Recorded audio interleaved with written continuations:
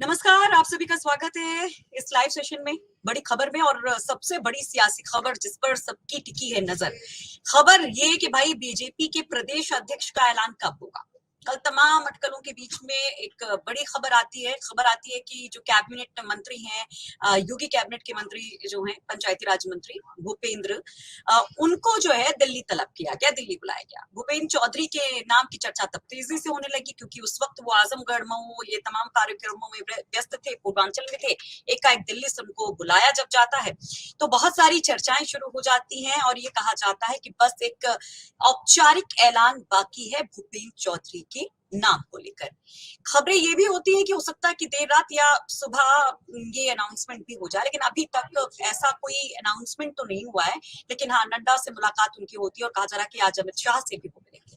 भूपेंद्र चौधरी अमित शाह के बेहद करीबी माने जाते हैं, पश्चिमी उत्तर प्रदेश से आते हैं, एक बड़े जाट नेता माने जाते हैं और सबसे अहम बात, संगठन में काम कर चुके हैं, खुद को साबित कर चुके हैं पश्चिमी उत्तर प्रदेश के लिहाज से। तो क्या ऐसे में ये माना जाए कि फिर से पश्चिमी उत्तर प्रदेश पर ही बीजेपी का फोकस होगा। 2024 के लिए पश्चिमी उत्तर प्रदेश पर ही पूरी तरीके से बीजेपी निर्भर कर रही है, और अगर ऐसा है तो क्यों? इन तमाम चीजों को हम समझने की कोशिश करेंगे। हमारे साथ वरिष्ठ पत्रकार राजेश माहेश्वरी जी, पुष्पेंद्र शर्मा जी जुड़ गए हैं और इसके साथ ही हमारे सहयोगी जुड़ेंगे ग्राउंड से आप तक अपडेट पहुंचाने के लिए, बताने के लिए कि भाई दिल्ली से क्या खबरें आ रही हैं और भूपेंद्र चौधरी के नाम को लेकर ऐलान कब तक हो सकता है। तो इन सब के बीच में केशव प्रसाद मौर्य, जिनके नाम की चर्चा खूब थी जब उन्होंने एक ट्वीट किया था कि संगठन सरकार से बड़ा है, तो बहुत सारी चर्चाएं थी। तो आखिर ऐसा क्या हुआ कि केशव प्रसाद मौर्य थोड़ा से पीछे चले गए और सडनली भूपेंद्र चौधरी आगे क्यों आ गए? तो इस पर आप लोग भी अपनी राय जरूर रखिएगा। शुरुआत करते हैं पुष्पेंद्र सर के साथ, क्योंकि ये पश्चिमी उत्तर प्रदेश से ही आते हैं, वहीं रहते हैं मेरठ में। तो इनके जरिए हम समझेंगे कि सर, पश्चिमी उत्तर प्रदेश बीजेपी के लिए इतना महत्वपूर्ण कैसे हो जाता है कि अगर ऐलान हो जाता है भूपेंद्र चौधरी के नाम की, जिसमें ये कहा जा रहा है कि लगभग सब कुछ तय हो गया, बस अनाउंसमेंट बाकी है। तो इस लिहाज से समझना चाहेंगे कि वेस्टर्न यूपी पर इतना फोकस क्यों? क्योंकि संगठन महामंत्री हमने देखा सुनील बंसल की जगह रिप्लेसमेंट भी पश्चिमी उत्तर प्रदेश से। हाँ सुषमा जी नमस्कार, आपके दर्शकों को भी मेरा नमस्कार। जो सवाल आपने किया, ये सवाल आज सभी लोग कर रहे हैं। असल में आप देखें तो पश्चिमी यूपी को भारतीय जनता पार्टी बहुत महत्ता दे रही है। मुख्यमंत्री योगी जी ने स्वयं पश्चिम के 25 जिलों की जिम्मेदारी अपने ऊपर ली है। पिछले हफ्ते वो सहारनपुर मंडल का दौरा कर रहे थे और कल वो मेरठ आने वाले हैं और शायद यहाँ से बुलंदशहर और नोएडा भी जाएंगे। यानी कि पश्चिमी यूपी पर खास फोकस भारतीय जनता पार्टी का है। अब पश्चिमी यूपी में एक बड़ी पुरानी कहावत है कि जिसके साथ जाट उसी के ठाट। हालांकि ये कहावत ही है, आप अगर देखें उनका वोटों का प्रतिशत तो इतना नहीं है। अगर हम पूरे यूपी में देखें तो जाट वोटर्स जो है 2 या 3% बैठते हैं। पश्चिमी यूपी में अगर हिसाब लगाएं तो करीब 17% होता है। और अगर हम सीटों की बात करें तो अगर विधानसभा सीटों की बात करें तो करीब 60 से 70 सीटें ऐसी हैं जिन पर ये जाट बहुल है। और लोकसभा सीटों की बात करें तो बामुश्किल 6 से लेकर 9 सीट ऐसी होंगी जहाँ पे शायद निर्णायक हो सकते हैं। लेकिन मुझे ये लगता है कि एक कांटा जरूर चुभा था जब पश्चिमी यूपी की लोकसभा सीटें, कुछ सीटें भारतीय जनता पार्टी हार गई थी 2014 के मुकाबले 2019 में। वो गठबंधन का परिणाम था या कुछ भी था, लेकिन भारतीय जनता पार्टी समय से पहले चौकस होने वाली पार्टी है।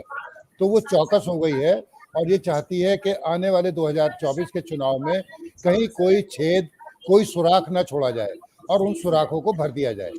अब सपा और रालोद का क्योंकि गठबंधन है और उसमें ये माना गया किसान आंदोलन के बाद से कि भाई जाट काफ़ी संख्या में गठबंधन के साथ जुड़े, जबकि 2014 और 2019 में भाजपा को जाटों की वजह से अप्रत्याशित सफलता मिली थी और जाट उसके कोर वोटर माने जाने लगे थे। पर 2022 के विधानसभा चुनावों में हमने देखा कि जाट वोटर गठबंधन के साथ भी गए हैं। तो शायद उसकी भरपाई करने के लिए पश्चिमी यूपी पे पूरा फोकस किया जा रहा है और भूपेंद्र सिंह पर शायद, जैसा कि आज सुनने में आ रहा है, उन पर दांव लगाया जा रहा है अध्यक्ष के लिए। हालांकि इसमें सुषमा कई सवाल खड़े होते हैं। अगर हम पश्चिमी यूपी के इस समय अध्यक्ष देखें भाजपा के, तो वो भी मोहित बेनीवाल हैं जो जाट बिरादरी से आते हैं।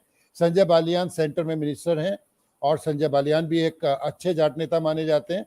हालांकि इससे पहले भारतीय जनता पार्टी ने मुंबई के पुलिस कमिश्नर रहे सतपाल सिंह पर दांव लगाया था, उन्हें केंद्र में लेके गए थे। लेकिन शायद चाहे वो वीके सिंह, ये अपना सतपाल सिंह हो या दूसरे हो, वो खाटी राजनीतिज्ञ नहीं है, जबकि भूपेंद्र सिंह एकदम से खाटी राजनीतिज्ञ है, खाटी पॉलिटिशियन जिन्हें कहना चाहिए वो है, और अमित शाह के बड़े करीबी भी माने जाते हैं। तो हो सकता है इन पर दांव लगाया जाए और जाट वोटरों में जो भी बिखराव है या अलग हो रहे हैं उनको दोबारा से जोड़ने की कोशिश की जाए, और पश्चिमी यूपी में सारी सीटें पहले की तरह वो जीतने की प्लानिंग बीजेपी कर रही है। इसीलिए शायद योगी जी भी यहाँ पर बहुत जोर दे रहे हैं और पश्चिमी यूपी से ही एक जाट नेता को प्रदेश अध्यक्ष की कमान सौंपने की तैयारी हो।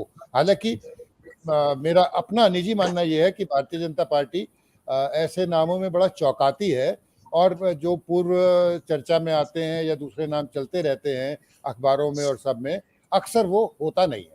पुष्पेंद्र सर, क्या वाकई में जयंत चौधरी और अखिलेश की जोड़ी अभी भी वेस्टर्न यूपी में मजबूत मानी जा रही है और इस वजह से पूरा फोकस बीजेपी का वेस्टर्न यूपी पर? देखिए सुषमा, जैसे अभी अनुपम जी ने कहा कि पहली बात तो 2022 में जो जितना अनुमान सारे पत्रकार या विश्लेषक लगा रहे थे, उतना नुकसान बीजेपी को जाटलैंड में नहीं हुआ, एक बात। दूसरी बात कि वो राज्य के चुनाव थे और राज्य के लिए चुना जाना था, जिसमें एक संभावना थी कि शायद जीत सकते हैं। लोकसभा चुनाव में ये संभावना कहीं नहीं है, जैसा अनुपम जी ने कहा। लेकिन भारतीय जनता पार्टी बहुत आगे का सोचती है। जैसे मैंने अपनी वार्ता शुरू करने से पहले एक शब्द कहा था कि वो कोई भी सुराख छोड़ना नहीं चाहती और सुराखों को भरना चाहते हैं। शायद इसलिए जाट नेता पर दांव लगाया जाए, और क्योंकि भूपेंद्र पहले पश्चिमी यूपी देख चुके हैं भूपेंद्र जी, तो उनको उस संगठन का अनुभव है, खाटी राजनीतिज्ञ हैं, ये बातें उनके पक्ष में जाती हैं। एक और बड़ी बात, आप अगर हाल फिलहाल में देखें तो भारतीय जनता पार्टी ने एक बहुत बड़ा अभियान छेड़ा है, चाहे वो शिवसेना का उदाहरण लें या हम कहीं का भी उदाहरण लें, कि वो पैरेलल नेता खड़े कर रहे हैं बिरादरियों के भी, हाँ खड़ा कर रहे हैं। तो वो ये जरूर चाहेंगे कि जयंत के बराबर कोई और जाट नेता खड़ा होना लग जाए, या जिसको आगे भविष्य में जाट नेता के रूप में स्थापित किया जाए। अब जो सत्ता में होगा और राज्य की सत्ता में होगा, वो शायद अपनी बिरादरी को ज्यादा लुभाएगा बजाय उसके कि जो राज्यसभा का मेंबर है। ये मेरी सोच है, और इसके लिए वो शायद काम कर रहे हो, अगर भूपेंद्र सिंह चौधरी बनते हैं तो। हालांकि स्टिल जैसे पहले भी कहा गया कि बहुत चौंकाने वाली बातें होती है, और जिनके नाम चर्चाओं में आते हैं वो कभी बन नहीं पाते, चाहे वो मंत्री की बात हो, मुख्यमंत्री की बात हो या अध्यक्ष की बात हो। उनको बुलाया जरूर गया है कल, पर सारा कुछ जाटों को, जैसे अभी भैया भाई ने भी कहा कि भाई देखिए उधर धनखड़ जी को उपराष्ट्रपति, हालांकि वो राजस्थान के लिए हैं, और ये पश्चिमी यूपी और यूपी की बात है, इनको अगर बनाते हैं निश्चित तौर पे वो जाटों में, जाटलैंड में कोई सुराख नहीं छोड़ना चाहती भारतीय जनता पार्टी। और जहां तक सपा और रालोद के गठबंधन की बात है, तो हाँ वो अभी तक मजबूत है, बल्कि जयंत बहुत ज्यादा एक्टिव हुए हैं, चाहे वो दलितों को जोड़ने की बात हो, चंद्रशेखर का साथ हो, विधायकों से ये कहना कि अपनी निधि का 35% वहाँ खर्च करें, उसके अलावा नीतीश से संपर्क साधना और विपक्ष के नेताओं से संपर्क साधना। तो मुझे लगता है जयंत के बढ़ते कद को रोकने के लिए और एक नया जाट नेता समानांतर लाइन खींचे और एक जाट नेता पैदा हो जो आगे चलकर चुनौती पेश करे, ये तैयारी भारतीय जनता पार्टी की हो सकती है। पुष्पेंद्र सर, क्योंकि आप पश्चिमी उत्तर प्रदेश में हैं, किसानों की नाराजगी, किसानों का आंदोलन, ये एक बड़ा मुद्दा बताया गया विधानसभा चुनाव के पहले। लेकिन हमने देखा कि उसमें एक क्लॉज भी लगा दिया जा रहा था कि गुस्सा तो हम मोदी से हैं, लॉ एंड ऑर्डर की सिचुएशन अच्छी हुई है, गन्ना भुगतान भी ठीक ठाक है, कहीं पर प्रॉपर हो रहा है, कहीं पर नहीं हो रहा, तो स्टेट गवर्नमेंट से उतनी नाराजगी नहीं थी। तो विधानसभा चुनाव के नतीजों को क्या हम 24 के चुनाव से इसलिए ना जोड़े, और क्या ये बीजेपी भी बखूबी जान रही है कि एक बार फिर से उसी तरह के किसान आंदोलन के मुहाने पर हम लोग, जैसे हम लोग चर्चा भी कर रहे थे कि टेनी के बाद वो लखीमपुर में किस तरह से वो लोग होते हैं, फिर जंतर मंतर, फिर अजय मिश्रा, टेनी का बयान होता है, तो क्या ये चीज भी बीजेपी एक कैलकुलेशन लेके चल रही है कि अगर वहां से कोई नेता होगा तो शायद उस डैमेज को कंट्रोल कर पाएगा? ये कुछ है, ये भी एक मैटर लग रहा है। बहुत सही कहा आपने। इस पृष्ठभूमि में जैसा अभी अभिषेक ने तो बहुत डिटेल से उनकी खूबियां बताई, मतलब वो बातें बताई जो उनके पक्ष में जाती हैं भूपेंद्र चौधरी के, और वो सही हैं बातें। इसी तरह से जो अभी टेनी प्रकरण हुआ है, शायद इसको भी दिमाग में रखा हो। मैंने कहा कि वो भारतीय जनता पार्टी सारे सुराखों को बंद करना चाहती है। भले ही वो 8 सीटें जीते जयंत, लेकिन जीते तो सही ना 2022 में। ये कह देना कि बीजेपी को इस जाटलैंड में नुकसान नहीं हुआ, नुकसान तो हुआ था और जयंत का कद बढ़ा भी था और तभी से जयंत सक्रिय हुए। उन्हें लगभग एक बार कह सकते हैं संजीवनी मिली थी 2022 के चुनाव से। अब वो आगे जाकर और बड़ी चुनौती पेश ना करें, इसकी भी तो तैयारी भारतीय जनता पार्टी करती रहेगी। इसलिए उन्हें एक जाट नेता की जरूरत है जो खाटी राजनीतिज्ञ हो। संजीव बालियान हैं जरूर मंत्री, लेकिन कहीं ना कहीं उनका जो विश्वास का जो पैरामीटर है, मानक है अमित शाह जी के, शायद उसमें कहीं कमी रहती है। इसी तरह से सतपाल सिंह जी को बनाया गया था बागपत से, जब वो सांसद बने केंद्र में लेके गए, लेकिन उन पर भी उतना भरोसा नहीं जताया। उसके लिए कारण यही है जो अभी जैसे अभिषेक जी ने गिनती कराई, भाई वो क्षेत्रीय अध्यक्ष वो रह चुके हैं, किसी विवाद में नहीं है ना, और संभल कर बोलते हैं, अनुभव भी है। तो क्यों ना एक जाट नेता को खड़ा किया जाए जो जयंत के बराबर या उससे बड़ी लकीर खींच सके। तो ये सारी तैयारी है 2024 की। और जहां तक बात है मतदाताओं की, ऐसा कोई सर्वे, कोई आंकड़े नहीं है, मेरे पास भी नहीं है और किसी के पास भी नहीं होंगे, लेकिन मोटे तौर पर सारे मतदाता वही के वही खड़े हैं जहां वो थे। अभी कोई ऐसी बड़ी घटनाएं या ऐसी बड़ी बातें नहीं हुई हैं जिससे कोई पाला बदलता हुआ दिखाई दे। हाँ, जो फर्क केंद्र के चुनाव का राज्य के चुनाव का होता है वो जरूर असर डालेगा, लेकिन अभी भी गंगा और जमुना में बहुत पानी अभी बहना है। अभी और हमें आगे देखना है क्या क्या होता है, क्या घटनाएं होती हैं।